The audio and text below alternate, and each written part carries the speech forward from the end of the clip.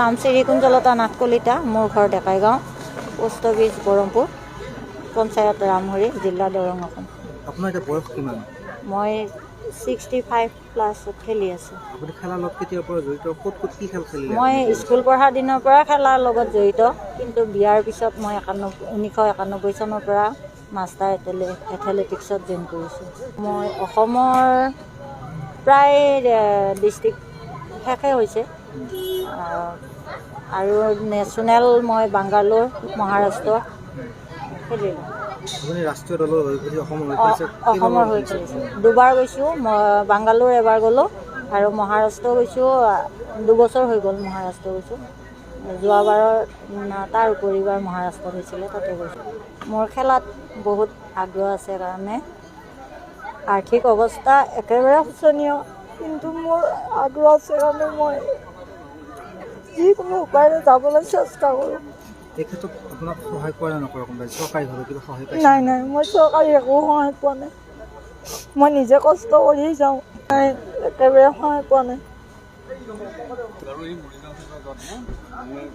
মোক তেনেকুৱাকৈ সহায় কৰি আগবঢ়াই নিলে কিছু ভাল পাওঁ। আৰ্থিকৰ কাৰণে মই বাহিৰত যাব নোৱাৰোঁ। বাৰে বাৰে মই ইণ্টাৰনেশ্যনেলত ছিট পাওঁ, কিন্তু যাব পৰা নাই। এইবাৰো তেনেকুৱাই হৈছে, সকলোৱে ব্যক্তিগতকৈ ট্ৰেইনৰ টিকেট কাটিছে, কিন্তু মোৰ কাৰণে মানে ট্ৰেইনৰ টিকেটৰ অসুবিধা হোৱা বুলি কৈ আছে। মই সেইকাৰণে বহুত বেয়া লাগি আছে। কাৰ্বি আংলং হ'ব।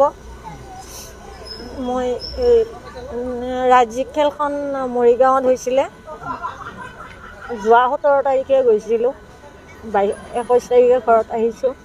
তাত মই 3টাতে ফাৰ্ষ্ট পাইছোঁ, গ'ল পাইছোঁ। মোৰ আগ্ৰহ আছিলে নেশ্যনেল যাবলৈ, কিন্তু এনেকুৱা খেলি মেলি কাৰণে এতিয়া যাব পৰা নাই, ঠিক নাই। হয়, মই সেইটো বিচাৰি আছোঁ। খেলিছোঁ মই ৰাজ্যিকত। মই গম নাপালোঁ তেতিয়া, গম পোৱা নাই। হৈ যোৱাৰ পিছতে এখেতে কওঁতে গম পাইছোঁ। মোৰ ছোৱালী আছিল 4জনী, বিয়া দিছোঁ, ল'ৰা এটা হায়াৰ ছেকেণ্ডেৰী এবাৰ ফাইনেল দিব। মই ৰাণেই ভাল পাওঁ, আৰু ৰাণে কৰোঁ মই 400 মিটাৰ, 800 মিটাৰ আৰু 1500 মিটাৰ। আৰু মই প্ৰায় সেইকেইটাতে গ'লেই পাওঁ, গ'ল পাবলৈ সক্ষম হওঁ।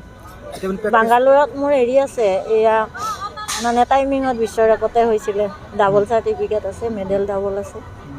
আৰু মহাৰাষ্ট্ৰতো তেনেকৈ পাইছোঁ। নাই, একোৱে সুবিধা পোৱা নাই, আৰু ক'ত বিচাৰিম কি কৰিম মই সেয়াও একো আঁতি ঘূৰি পোৱা নাই। এই আমাৰ এখেতে মোক অলপ সকীয়াই দিছে, দিয়াৰ কাৰণে মই আজি আগবাঢ়ি আহিছোঁ। মই আজি এই কথাখিনি মানে ব্যাখ্যা কৰিম বুলিয়ে এখেতে কোৱা MP ছাৰৰ আগত ব্যাখ্যা কৰিম বুলি আহিছিলোঁ, কিন্তু তেখেতৰ আগত ক'বলৈ মই সেনেকুৱা সুবিধাহে নাপাওঁ। চিনাকিহে হ'ল, জাষ্ট মোক দেখা পালে তেওঁৰ সহপাঠীসকলক জনাব দিছে।